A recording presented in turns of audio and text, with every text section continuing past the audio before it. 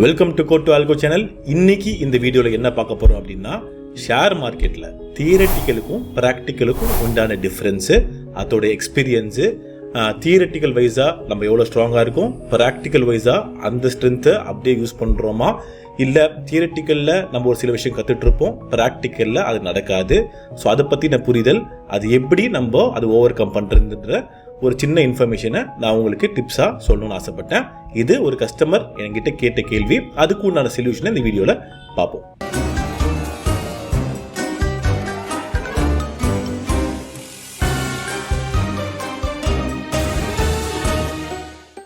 இப்போ ஒரு கஸ்டமர் எங்கிட்ட வந்து அந்த கொஸ்டின் கேட்டாங்க, சார் தியரட்டிக்கல் வைஸாக நான் ரொம்ப ஸ்ட்ராங்காக இருக்கேன், அதாவது எனக்கு எல்லா அனாலிசிஸும் தெரியும், எனக்கு சப்போர்ட் என்னன்றது தெரியும், ரெசிஸ்டன்ஸ் என்னன்றது தெரியும், எனக்கு சிபிஆர் லெவல் என்னன்னு தெரியும், இண்டிகேட்டர் தெரியும், நான் நிறைய படிச்சிருக்கேன், எனக்கு எக்ஸ்பீரியன்ஸ் இருக்குது.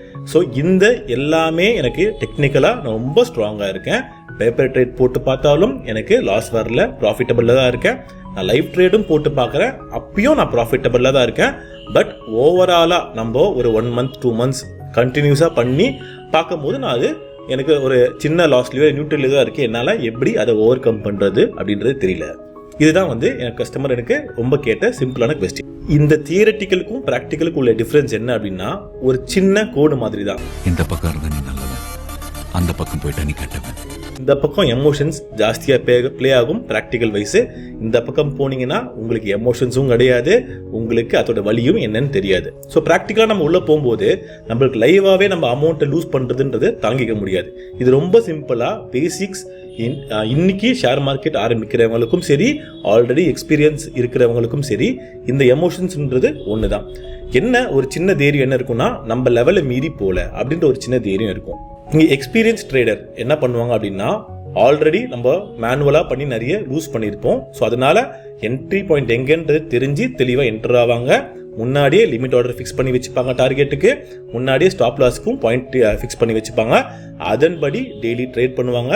ரொம்ப அற்புதமாக ட்ரேட் பண்ணி ஒரு ப்ராஃபிட்டை ரொம்ப பொறுமையாக எடுத்துகிட்டு போவாங்க. பட் ஒரு பாயிண்ட் ஆஃப் டைமில் இப்போ நம்மளுக்கு என்ன தோணும் அப்படின்னா, மார்க்கெட் 9:15 ஆரம்பிக்குது, நம்ம உடனே என்ட்ரு ஆகி உடனே எக்ஸிட் ஆகிடணும், இல்லைனா அந்த பாயிண்ட் வர வரைக்கும் வெயிட் பண்ணணும், நாள் ஃபுல்லாக அந்த சார்ட்டை பார்த்துட்டு உட்காந்துட்டு இருக்கணும், அங்கே எங்கே என்ட்ரி கண்டிஷன் வருதோ அங்கே எடுக்கணும். ஸோ இங்கே பார்த்தீங்கன்னா எல்லா டைமும் அந்த என்ட்ரி கண்டிஷன்ஸ் வரும்போது கண்டிப்பாக 100% நம்ம என்டர் ஆக முடியாது. ஒரு சில டைம் நம்ம மிஸ் பண்ணியிருப்போம். அந்த மிஸ் பண்ணதை வருத்தத்தோட நம்ம அடுத்த நாள் என்ன பண்ணுவோம், இன்னும் கொஞ்சம் ஏர்லியாகவே நம்ம என்ட்ரி ஆக ட்ரை பண்ணுவோம். இல்லை சம்டைம்ஸ் வந்து என்ட்ரி பாயிண்ட் தாண்டினதுக்கு அப்புறமா நம்ம என்ட்ரி ஆக ட்ரை பண்ணுவோம்.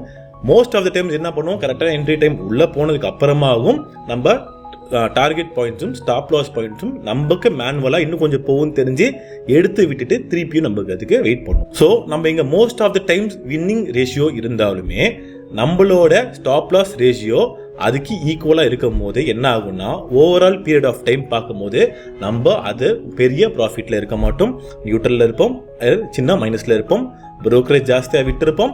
ஸோ இந்த மாதிரி சில க்ரைட்டீரியாஸை நம்மளால் மேட்ச் பண்ண முடியாததுனால ஓவராலாக நம்ம மைனஸில் தான் இருப்போம். நம்மளோட போர்ட்ஃபோலியோ ஏறவே ஏறாது. நான் ஏற்கனவே சொன்ன மாதிரி எக்ஸ்பீரியன்ஸ் ட்ரேடருக்கும் எக்ஸ்பீரியன்ஸ் இல்லாத ட்ரேடருக்கும் எமோஷன்ஸ் ஒன்று தான்.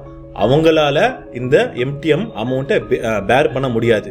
ஆல்ரெடி நிறைய அமௌண்ட் லூஸ் பண்ணவங்களுக்கும் சரி, இல்லை லூஸ் பண்ண ஆரம்பிக்கிறவங்களுக்கும் சரி, ஒரே எமோஷன்ஸ் பிளே ஆகிறதுனால ஆஸ் எ ஹியூமன் பீயிங்காக இது ரொம்ப ரொம்ப சிம்பிளான விஷயம் ஷேர் மார்க்கெட்டை பொறுத்த வரைக்கும். இது எஃப்என்டோ மார்க்கெட்டாக இருந்தாலும் சரி, இந்தியன் மார்க்கெட்டாக இருந்தாலும் சரி, கிரிப்டோவாக இருந்தாலும் சரி, பிட்காயின் இருந்தாலும் எல்லா மார்க்கெட்டாக இருந்தாலும் சரி, நம்மளோட காசுன்றது ஒன்று தான். ஸோ அப்படி இருக்கிற பட்சத்தில் இந்த காசை லூஸ் பண்ணுறது யாரும் விரும்ப மாட்டோம். இந்த போர்ட்ஃபோலியோ ரிஸ்க்கை நம்ம எடுக்காமல் இருக்கவும் முடியாது. இந்த போர்ட்ஃபோலியோ ரிஸ்க்கை நம்ம எடுத்தோன்னா என்ன ஆகுன்ற ஒரு சின்ன பயத்தோடய நம்ம ட்ராவல் ஆகிட்டு இருப்போம். சார் இதை ஓவர் கம் பண்ணுறதுக்கு என்ன சார் பண்ணணும்? இவ்வளோதான் ரொம்ப சிம்பிளான கொஸ்டின். நம்ம கிட்ட ஸ்ட்ராங்கான ஸ்ட்ராட்டஜி இருக்குது, நம்மளுக்கு எல்லாமே தெரியுது. எங்கே என்ட்ரி ஆகணும், எங்கே எக்ஸிட் ஆகணும், எங்கே டார்கெட் வைக்கணும், எங்கே ஸ்டாப் லாஸ் வைக்கணும், எல்லாமே நல்லா தெரியுற ஒரு ஸ்ட்ராங்கான ப்ராடக்ட் நம்மக்கிட்ட இருக்குது. அதே ஈக்குவலான ஸ்ட்ராங்கான எமோஷன்ஸ் நம்மக்கிட்ட இருக்குது. ஸோ இது ரெண்டையும் பேலன்ஸ் பண்ணுறதுக்கு தான் நம்ம ஆட்டோமேட் பண்ணணும். ஸோ இந்த எமோஷன்ஸும் உள்ளே வரக்கூடாது, நம்மளோட ஸ்ட்ராட்டஜியும் ஸ்ட்ராங்காக உள்ளே போகணும். இதை ஆட்டோமேட் பண்ணிட்டோம் அப்படின்னா ஆப்வியஸ்லி நம்மளுக்கு எங்கெங்க என்ட்ரி கண்டிஷன் கிடைக்குதோ அது ஆட்டோமேட்டிக்காக என்டர் ஆக போகுது, எங்கெங்க எக்ஸிட் கண்டிஷன் மேட்ச் ஆகுதோ ஆட்டோமேட்டிக்காக வெளியே வர போகுது. நம்மளோட எமோஷன்ஸ், அதாவது நம்ம என்ட்ரி பாயிண்ட்டை மிஸ் பண்ணுறது கவலை வேண்டாம், நம்மளோட டார்கெட் மிஸ் ஆகுன்ற கவலை வேண்டாம், நம்மளால் முழு நேரமும் சிஸ்டம் முன்னாடி பார்க்கணுன்னு அவசியம் வேண்டாம், நம்ம சார்ட்டை பார்க்கணுன்ற தேவையில்லை, நம்மளுக்கு சிஸ்டம் இருக்கணும், லேப்டாப் இருக்கணும்னு அவசியம் இல்லை, எதுவுமே தேவையில்லை. இப்போ இருக்கிற டெக்னாலஜியில் நிறைய அட்வான்ஸ் ஃபீச்சர்ஸ் வந்திருக்கு. ஸோ ஏஐ வந்திருக்கு, ஆட்டோமேஷன் வந்திருக்கு.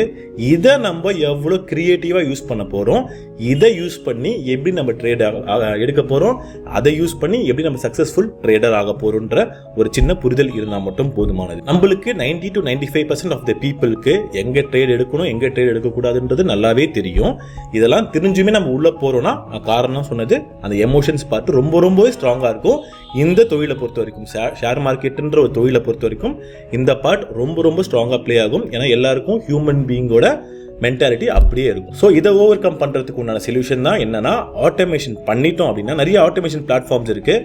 அந்த ஆட்டோமேஷன் பிளாட்ஃபார்ம் யூஸ் பண்ணி நம்ம ஸ்ட்ராட்டஜியை நம்மளே ஒரு கோடிங் பண்ணி அதுக்கு உண்டான கண்டிஷன்ஸ்லாம் மேட்ச் பண்ணுற மாதிரி ஆர்டர் எடுக்கும் போது நம்மளுக்கு இங்கே எமோஷன்ஸ் ப்ளே ஆகாமல் இருக்கும்.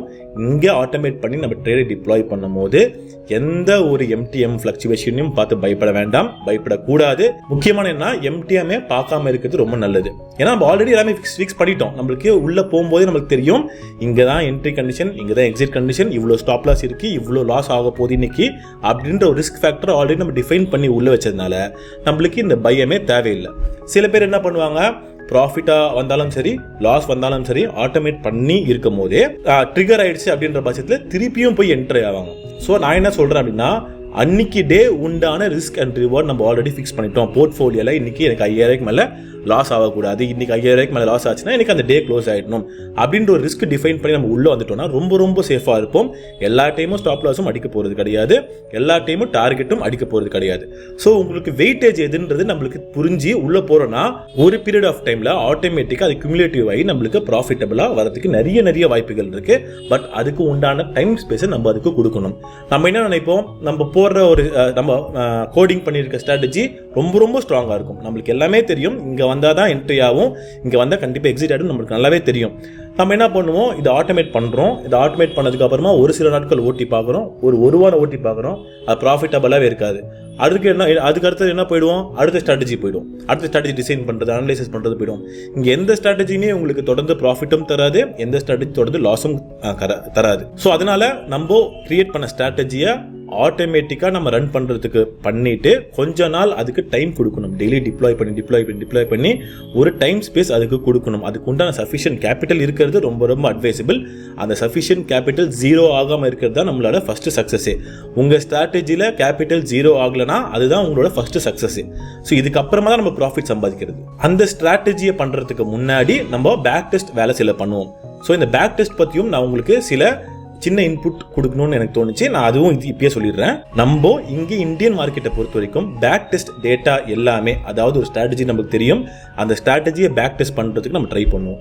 ஸோ இங்கே பேக் டெஸ்ட் பண்ணுறதுக்கு நம்மளுக்கு ஒரு டேட்டா வேணும். இந்த டேட்டா ப்ரொவைடர்ஸ் எல்லாமே, நீ எந்த வெப்சைட் வேணால் எடுத்து பாருங்க, பேக் டெஸ்ட் டேட்டா பண்ணுற வெப்சைட் எல்லாமே 1 minute டைம் ஃப்ரேமில் மட்டும்தான் நம்மளுக்கு டேட்டா அவைலபிளாக இருக்கும். இந்த 1 minute டேட்டா டைம் ஃப்ரேமில் என்ன டிஸ்அட்வான்டேஜஸ் இருக்குது அப்படின்னா, மார்க்கெட் ஃப்ளக்சுவேட் ஆகிட்டு இருக்கும் போது அந்த 1 minute-குள்ள 60 seconds-குள்ள என்ன நடந்துட்டு இருக்குன்றது டேட்டா நம்மளுக்கு கிடைக்காது. லைவ் மார்க்கெட்டை பொறுத்த வரைக்கும் 1 minute-ல போய் டார்கெட் அடிச்சுட்டு வந்திருக்கலாம், ஸ்டாப் லாஸ் அடிச்சுட்டு வந்திருக்கலாம், நம்மளுக்கு அது டேட்டா தெரியாது.